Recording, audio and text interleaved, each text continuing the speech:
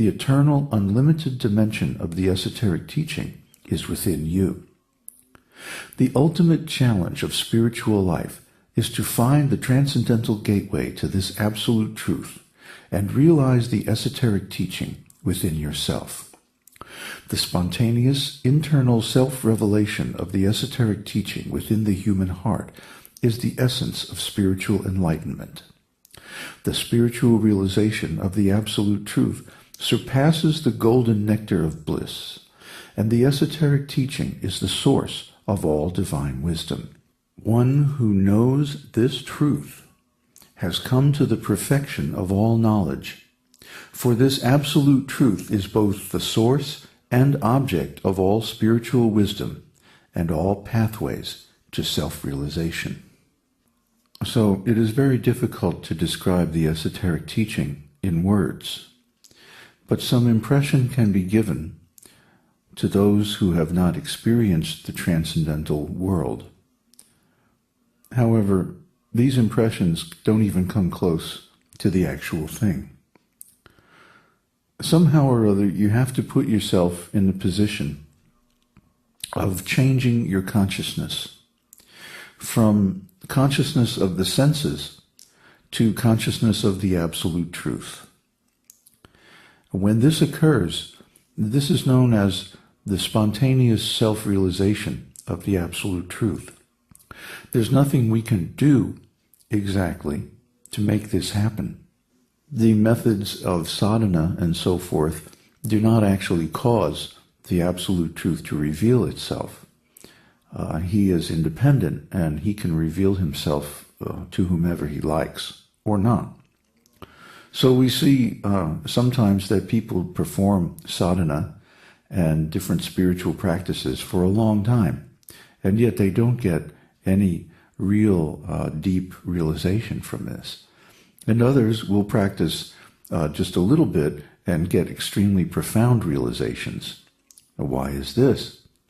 Because sadhana of itself is not the cause of the revelations.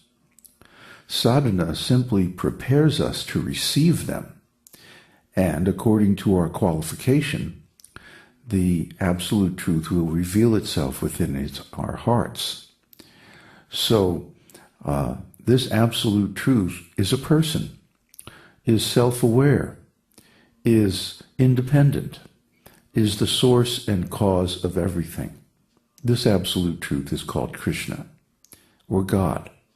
Use whatever name you like, Allah, whatever. The same thing is meant.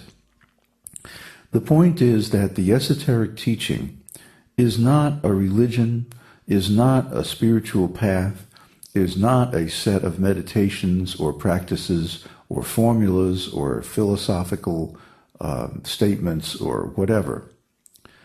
The absolute truth is beyond manifestation. Therefore, anything that we can name that exists in manifestation is not the absolute truth itself, but a consequence of the absolute truth, an effect of the absolute truth. The real absolute truth is very difficult to realize because it is beyond all manifestation. Now, that doesn't mean that it doesn't have any qualities. The absolute truth certainly has many qualities, but they're all transcendental qualities. They're not material qualities. So it's very difficult to us to express these things in material language. Our language has evolved over thousands of years to describe primarily material things and states. However, the Sanskrit language is not limited like that. The Sanskrit language was created from the very beginning to express spiritual thoughts.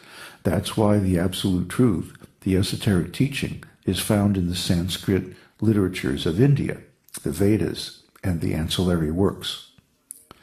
So by reading these Vedas, especially in the original Sanskrit, and chanting Sanskrit mantras and so forth that help us to cognize the absolute truth, this leads us to the point of consciousness of the absolute truth.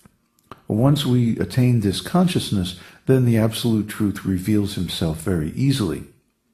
However, It's difficult for us to break our material conditioning and come to this point of spiritual consciousness because of our persistent habit of identifying ourselves with this body.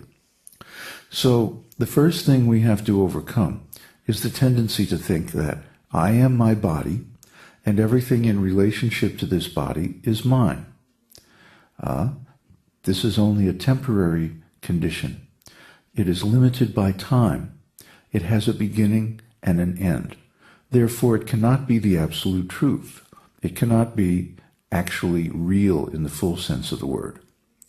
Real reality, according to the esoteric teaching, is eternal and permanent. That means it has no beginning or end. Well, what is it that has no beginning or end?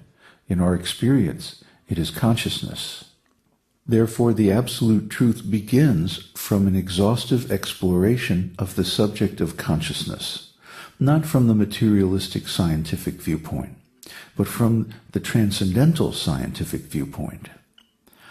We have all these literatures in the Vedas, and they're thousands of years old, and they were compiled by very wise people, people wiser than a typical ordinary human intelligence. People who are incarnations from higher realms who have higher knowledge. That's why the Vedas are valuable. That's why we follow the Vedas. That's why the Vedas are the source literatures of the esoteric teaching and not some other writings. If you study these writings, especially in the original Sanskrit, you will see that they are far and above any other spiritual writings on this planet. Why? Because they deliberately invoke the ontological nature of spiritual truth. Now, what do I mean by that? Ontology, as you will recall, and we have discussed this many times on this blog, is a collection of stories and facts that you use to give meaning to your experience. According to our ontology, we interpret experiences differently.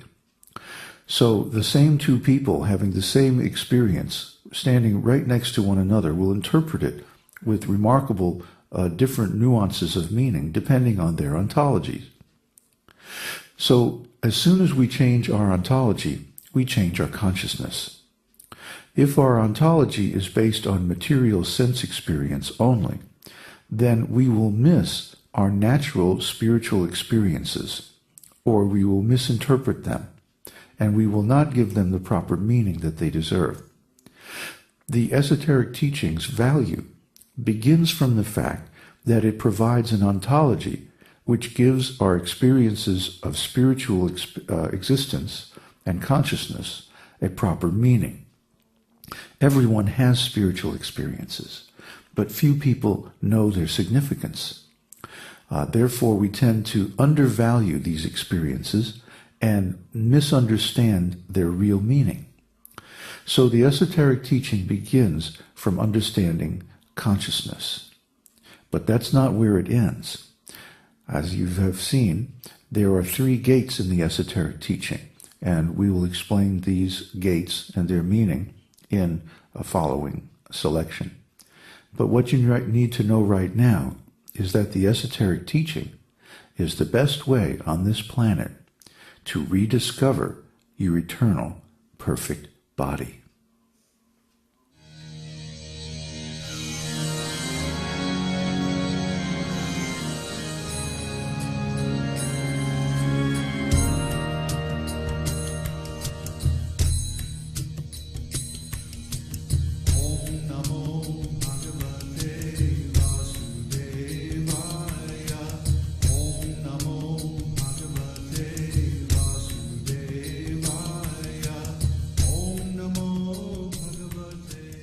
We hope you've enjoyed this edition of My Perfect Body.